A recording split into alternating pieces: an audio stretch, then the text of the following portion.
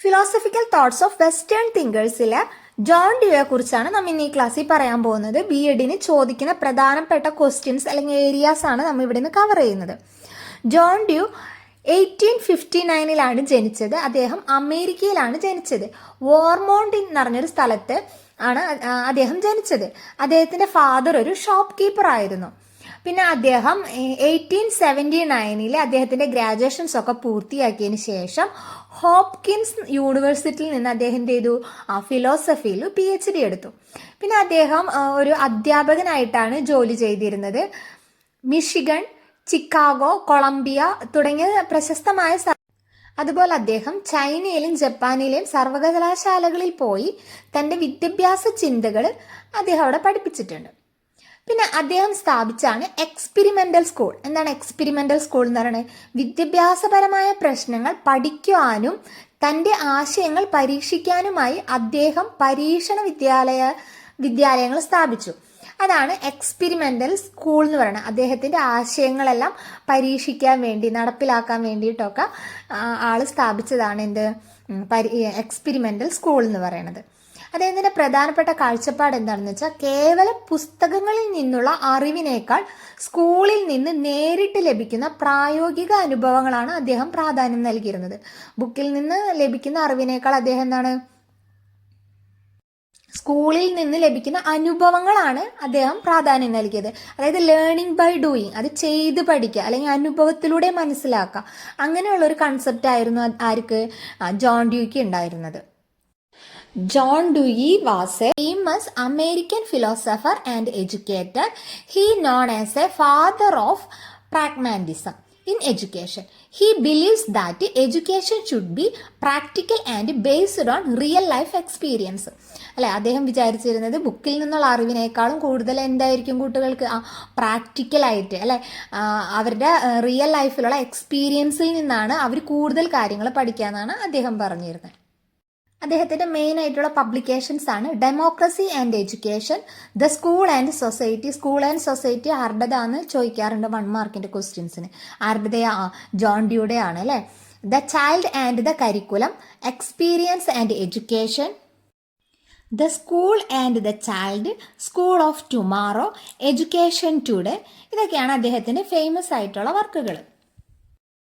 അദ്ദേഹത്തിൻ്റെ philosophy of ലൈഫിൽ പറയണത്, ഫിലോസഫി എന്നത് ബുക്കുകളിൽ മാത്രം ഒതുങ്ങേണ്ട ഒന്നല്ല, മറിച്ചോ നമ്മുടെ നിത്യജീവിതത്തിലെ സാമൂഹികവും സാമ്പത്തികമായിട്ടുള്ള ഫിനാൻഷ്യലായിട്ടുള്ള എല്ലാ പ്രശ്നങ്ങളെയും പരിഹരിക്കാൻ എന്ത് ചെയ്യണം, ഫിലോസഫി സഹായിക്കണമെന്നാണ്, ആ ഒരു രീതിയിലായിരിക്കണമെന്നാണ് അദ്ദേഹം വിശ്വസിച്ചിരുന്നത്. പിന്നെ പരീക്ഷണങ്ങളുടെയും അനുഭവങ്ങളുടെയും അടിസ്ഥാനത്തിൽ തെളിയിക്കപ്പെട്ട കാര്യങ്ങൾ മാത്രമേ സത്യമായുള്ളൂ എന്ന് അദ്ദേഹം വിശ്വസിച്ചിരുന്നു. അറിവ് എന്നത് എന്താണ്? നമ്മുടെ അനുഭവങ്ങളിൽ നിന്നാണ് ഉണ്ടാവുന്നത് എന്നാണ് അദ്ദേഹം പറഞ്ഞത്. വെറുതെ ചിന്തിക്കുന്നതിനേക്കാളും ആക്ഷനാണ് ഒരാളെ ജീവിതത്തിൽ യഥാർത്ഥത്തിൽ പഠിപ്പിക്കുന്നത്. എന്ന് വെച്ചിട്ടുണ്ടെങ്കിൽ ഇപ്പോൾ നമ്മളൊരു സൈക്കിൾ ചവിട്ടാൻ വേണ്ടിയിട്ട് നോക്കി പഠിക്കേ അല്ലെങ്കിൽ ഒരാൾ പറഞ്ഞു തന്നുകൊണ്ടോ നമ്മൾ ശരിക്കും ആ സൈക്കിൾ ചവിട്ടാൻ പഠിക്കുമോ? ഇല്ല, നമ്മൾ ചെയ്ത് വേണം, അല്ലേ. സൈക്കിൾ എടുത്ത് നമ്മൾ ചവിട്ടി അതൊക്കെ നോക്കി അങ്ങനെ നമ്മൾ പഠിക്കണം. അപ്പോഴാണ് നമ്മൾ ശരിക്കും സൈക്കിൾ ചവിട്ടാൻ പഠിക്കുക. അല്ലാതെ ഒരാൾ ബുക്കിലൂടെ വായിച്ചും മറ്റൊരാൾ പറഞ്ഞു തന്നുകൊണ്ട് നമുക്ക് ആ ഒരു അല്ലെങ്കിൽ കറക്റ്റായിട്ട് നമുക്കത് കിട്ടോ? ഇല്ല.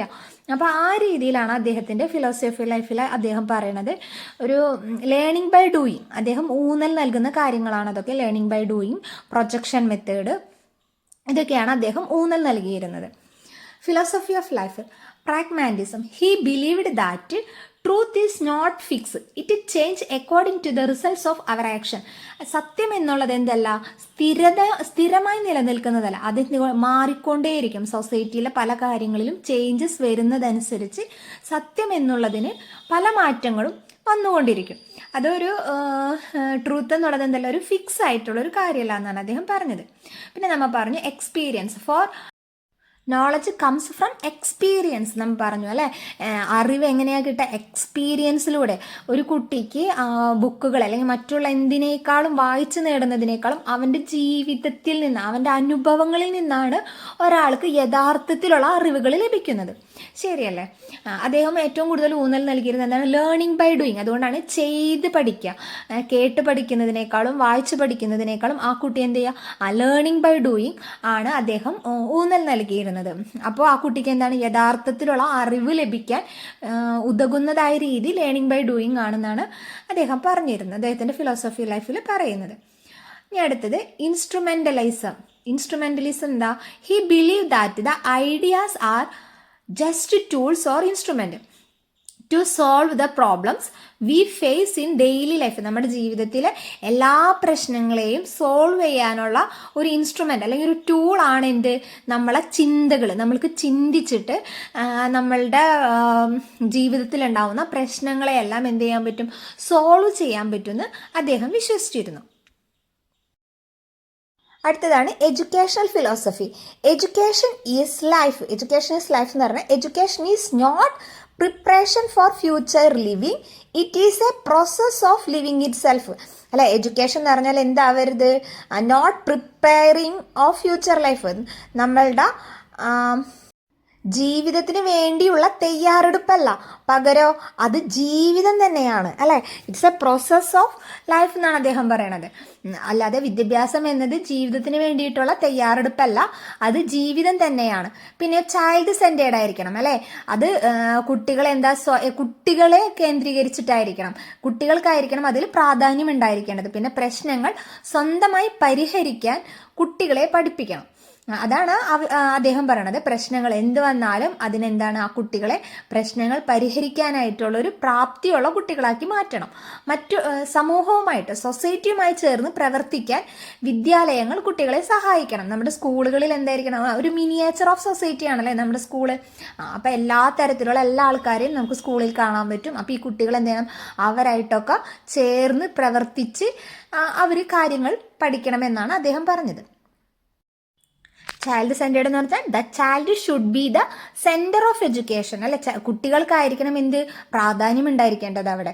The school must respect the children's interest and need. ഓരോ കുട്ടികളുടെയും ആവശ്യങ്ങൾക്കനുസരിച്ച് അല്ലെങ്കിൽ അവരുടെ ഇൻട്രസ്റ്റിനനുസരിച്ചിട്ടുള്ള വിദ്യാഭ്യാസമായിരിക്കണം അവിടെ കൊടുക്കേണ്ടത്. അതുപോലെ അദ്ദേഹം പറഞ്ഞാണ് എന്ത്? ട്രൂത്ത് എന്തല്ല? നോട്ട് ഫിക്സ്ഡ് അല്ല, അല്ലെ? ഫിക്സ് അല്ല. ലോകം മാറുന്നതിനനുസരിച്ച് നമ്മുടെ സൊസൈറ്റിയിൽ പല മാറ്റങ്ങളല്ലേ? പണ്ടുള്ള പോലെയാണ് ഇപ്പോൾ സൊസൈറ്റി അല്ല. പണ്ട് ഇപ്പം നിങ്ങൾക്ക് അറിയാം, അല്ലേ? സ്ത്രീകളെ കുറിച്ചൊക്കെ അങ്ങനെ അടുക്കളയിൽ പുറത്തിറങ്ങി ജോലിക്ക് വരും, അങ്ങനെയൊക്കെ ഒരു ഇതുണ്ടായിരുന്നില്ല. ഇപ്പം അങ്ങനെയാണോ? അത് ട്രൂത്ത്, ഒരു സത്യം പോലെ നിൽക്കുന്നുണ്ടോ? ഒരു എക്സാമ്പിളായിട്ട് ഞാൻ പറഞ്ഞാണ്. അപ്പോൾ എല്ലാത്തിനും മാറ്റം വരുന്നുണ്ട്, അല്ലേ? അപ്പോൾ സൊസൈറ്റിയിൽ വരുന്ന പല മാറ്റങ്ങൾക്കനുസരിച്ചും കാര്യങ്ങളിലും മാറ്റം വരുന്നത്. അതാണ്, സത്യങ്ങളിലും മാറ്റങ്ങൾ വരുത്തണം, അല്ലെങ്കിൽ മാറ്റം വരും. ലോകം മാറുന്നതനുസരിച്ച് അറിവിലും മാറ്റം വരുത്തണം. അധ്യാപകൻ എന്താവരുത്? ഒരു നിയന്ത്രാവല്ല, കുട്ടികളെ നിയന്ത്രിക്കുന്ന ഒരാളാവരുത്. പകരം കുട്ടികൾക്ക് എന്തായിരിക്കണം? ഒരു ഗൈഡ് ആയിരിക്കണം എന്നാണ് അദ്ദേഹം പറഞ്ഞത്. ഇവിടെ ടീച്ചറുടെ റോൾ എന്ന് പറഞ്ഞാൽ എന്തല്ല? കുട്ടികളെ കൺട്രോൾ ചെയ്ത് കൊണ്ടുപോലല്ല, പകരം കുട്ടികളുടെ ഇൻട്രസ്റ്റും നീഡും അനുസരിച്ച് അവർക്ക് വിദ്യാഭ്യാസം നൽകണം. അവരുടെ ഇൻട്രസ്റ്റിനും അവരുടെ നീഡിനനുസരിച്ചിട്ടുള്ള കാര്യങ്ങളായിരിക്കണം അവിടെ പഠിപ്പിക്കേണ്ടത്. അവരുടെ ടീച്ചർ ആരായിരിക്കണം എന്നാണ് പറയുന്നത്? ഒരു ഗൈഡ് ആയിരിക്കണം എന്നാണ് അദ്ദേഹം പറഞ്ഞത്. Education is a continuous process of growing and reorganising our experience. അതായത് നമ്മൾ നേരത്തെ പറഞ്ഞല്ലേ, ട്രൂത്ത് ഒരു ഫിക്സ്ഡ് അല്ല. അതുപോലെ തന്നെ എഡ്യൂക്കേഷൻ എന്തായിരിക്കണം? കാലങ്ങൾക്കനുസരിച്ച് അതിൽ മാറ്റം വരുത്തണം. സൊസൈറ്റിയിൽ ഉണ്ടാവുന്ന മാറ്റങ്ങൾക്കനുസരിച്ചിട്ട് എഡ്യൂക്കേഷനിലും മാറ്റങ്ങൾ വരുത്തണം. അതാണ് അദ്ദേഹം പറഞ്ഞത്. അപ്പോൾ അദ്ദേഹത്തിൻ്റെ എഡ്യൂക്കേഷൻ ഫിലോസഫിയിൽ എന്തൊക്കെയാണ് പ്രധാനപ്പെട്ട് പറഞ്ഞിട്ടുള്ളത്? എഡ്യൂക്കേഷൻ എന്ന് പറഞ്ഞാൽ എന്തല്ല? നോട്ട് പ്രിപ്പയർ ഫോർ ഫ്യൂച്ചർ, ഒരു ഫ്യൂച്ചറിന് വേണ്ടിയിട്ടുള്ളൊരു തയ്യാറെടുപ്പല്ല, പകരം അതെന്താണ്? അതൊരു ജീവിതം തന്നെയാണ്. പിന്നെ ചൈൽഡ് സെൻറ്റേർഡ് ആയിരിക്കണം എഡ്യൂക്കേഷൻ, അല്ലേ? പിന്നെന്താണ്? നമ്മളുടെ സൊസൈറ്റിയിൽ ഉണ്ടാവുന്ന മാറ്റങ്ങൾക്കനുസരിച്ചിട്ട് എഡ്യൂക്കേഷനിലും മാറ്റങ്ങൾ വരുത്തണം. ഇനി അടുത്തതായിട്ട് ജോൺ ഡൂയിയുടെ മെയിൻ ഐഡിയാസ് എന്തൊക്കെയാണെന്ന്. ലേണിംഗ് ബൈ ഡൂയിങ് നമ്മൾ പറഞ്ഞു, അല്ലേ?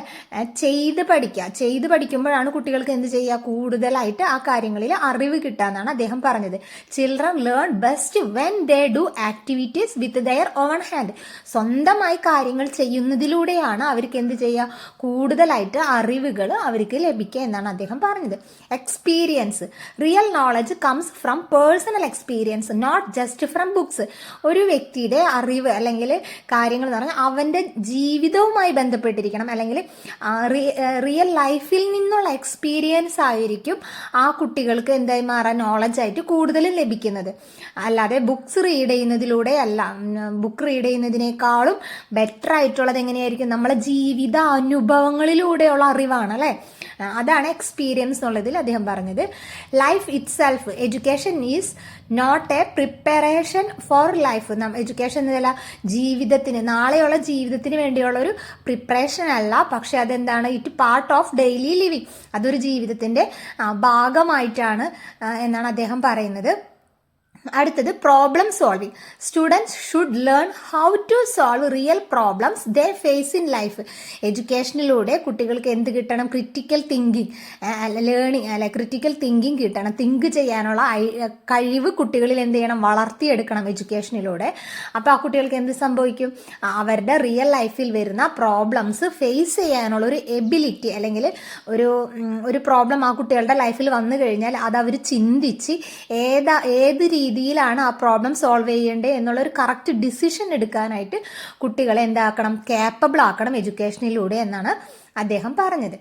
ഇനി സോഷ്യൽ ലേണിംഗ് നമ്മൾ പറഞ്ഞു. സ്കൂൾ എന്നത് പറഞ്ഞാൽ എന്താണ്? മിനിയേച്ചർ ഓഫ് ദ സൊസൈറ്റിയാണ്. അതിൽ ഒരുപാട് കുട്ടികൾ, പല ആൾക്കാരും ഉണ്ട് അല്ലേ, പലതരത്തിലും. അപ്പോൾ അവരായിട്ടൊക്കെ മിങ്കിൾ ചെയ്ത് ഒരു സൊസൈറ്റിയിലേക്ക് എങ്ങനെ ജീവിക്കണം, ഒരു സൊസൈറ്റിയിൽ ഒരു വ്യക്തി എങ്ങനെ ജീവിക്കണം എന്നുള്ളത് കൂടി മനസ്സിലാക്കി കൊടുക്കണം. എന്തിലൂടെ? എഡ്യൂക്കേഷനിലൂടെ. ഒരു എഡ്യൂക്കേഷൻ കിട്ടിയ കുട്ടി ഒരു സൊസൈറ്റിയിലേക്ക് ഇറങ്ങുമ്പോൾ അവർക്ക് എന്ത് വേണം?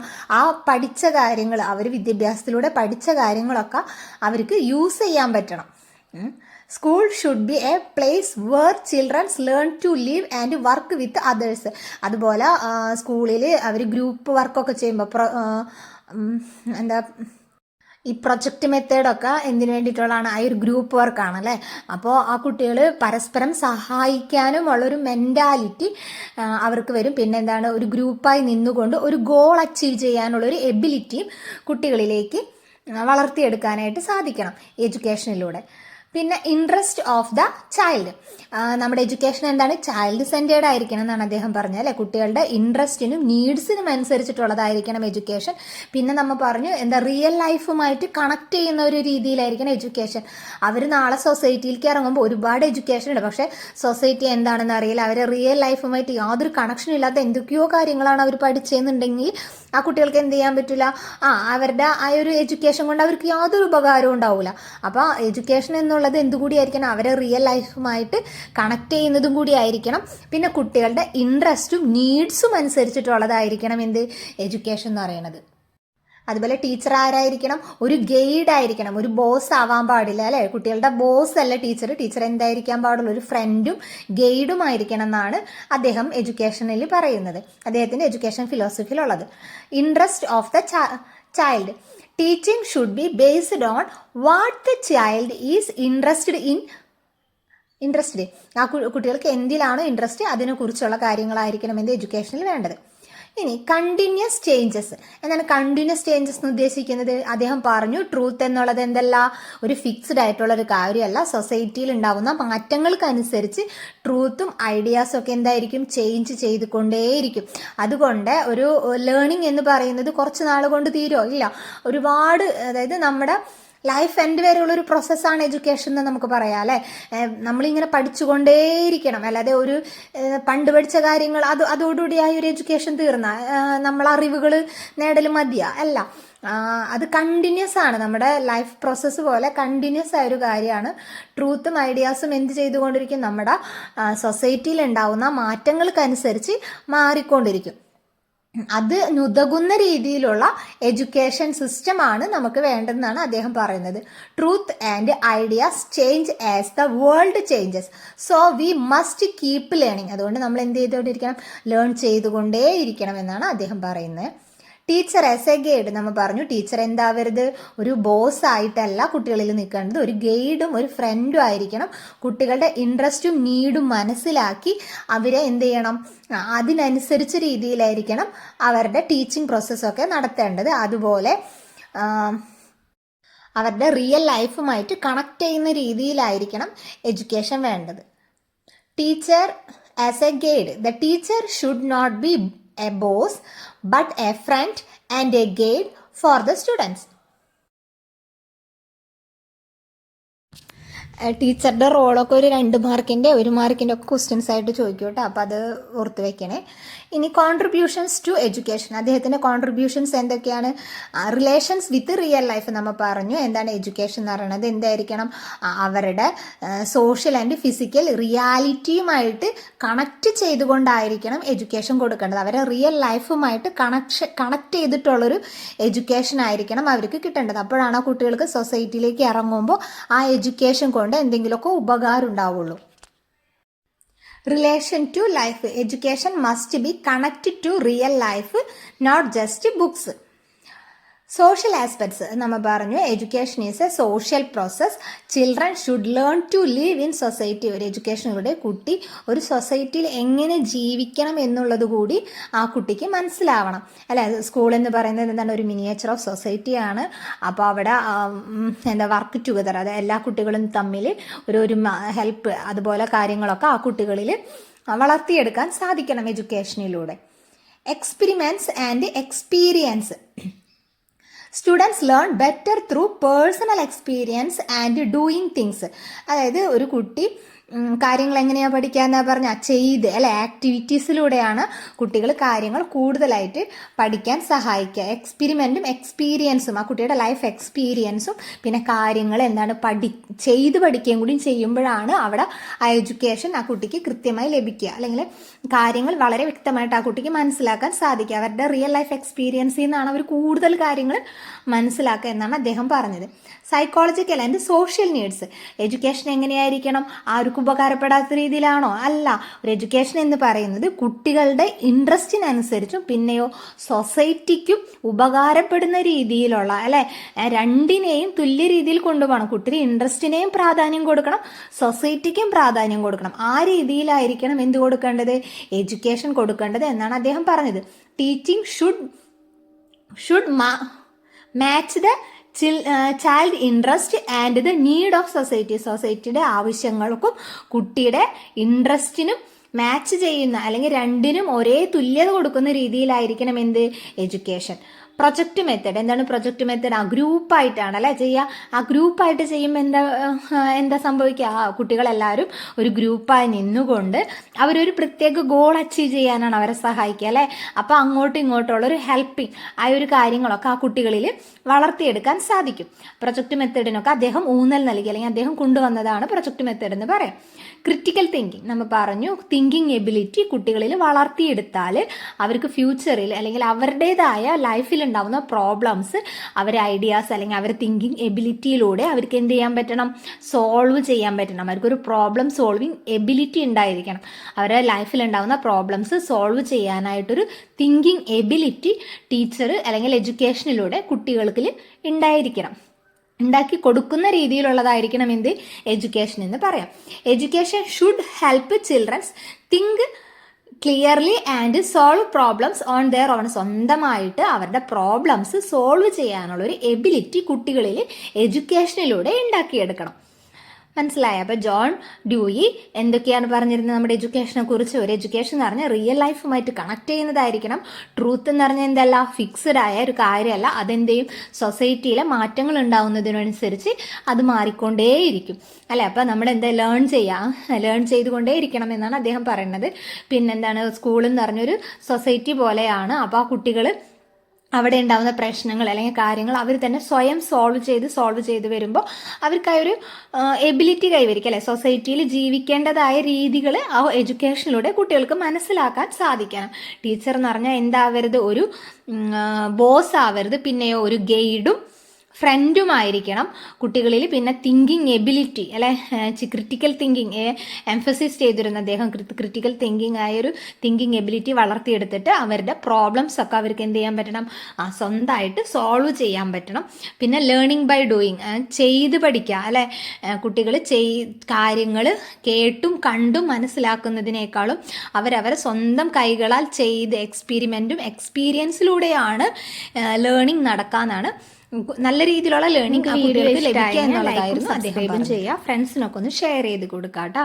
നോട്ട്സ് വേണമെങ്കിൽ ഒന്ന് കമൻറ്റ് ചെയ്താൽ മതി, ഞാൻ PDF ഷെയർ ചെയ്തുതരാം. ഇനി അദ്ദേഹത്തിൻ്റെ ഒരു കൺക്ലൂഷനായിട്ട് ഒക്കെ ചോദിക്കുമ്പോൾ നമുക്ക് എന്തൊക്കെ എഴുതാൻ പറ്റും? അദ്ദേഹം ലേണിംഗ് ബൈ ഡൂയിങ്ങിനാണ് കൂടുതൽ പ്രാധാന്യം നൽകിയിരുന്നത്. അതുപോലെ ബോറിംഗ് ആയിട്ടുള്ള ബുക്ക് ലേണിംഗ് അദ്ദേഹം എഗെയിൻസ്റ്റ് ആയിരുന്നു, ബുക്ക് ലേണിങ്ങിന് എഗെയിൻസ്റ്റ് ആയിരുന്നു. അദ്ദേഹം ലേണിംഗ് ബൈ ഡൂയിങ്ങിനായിരുന്നു ഊന്നൽ നൽകിയെന്ന് പറയാം. പിന്നെന്താണ്, കുട്ടികൾക്ക് എഡ്യൂക്കേഷൻ എന്ന് പറയുന്നത് എന്തായിരിക്കണം? സൊസൈറ്റിയുടെ നീഡ്സും കുട്ടിയുടെ ഇൻട്രസ്റ്റും അനുസരിച്ചായിരിക്കണം എഡ്യൂക്കേഷൻ നൽകേണ്ടത് എന്നായിരുന്നു അദ്ദേഹം പറഞ്ഞിരുന്നത്. John Dewey's ideas changed the way we look at school. He shifted the focus from boring book learning to active, social and practical learning. ഡൂയിയുടെ അഭിപ്രായത്തിൽ എഡ്യൂക്കേഷൻ എന്ന് പറയുന്നത് വിദ്യാഭ്യാസം എന്നത് എന്തല്ല, ജീവിതത്തിൻ്റെ തയ്യാറെടുപ്പല്ല, മറിച്ച് ജീവിതം തന്നെയാണ്. പിന്നെയോ കുട്ടികൾ പ്രവർത്തനങ്ങളിലൂടെ പഠിക്കണമെന്നായിരുന്നു അദ്ദേഹത്തിൻ്റെ പ്രധാന സന്ദേശം.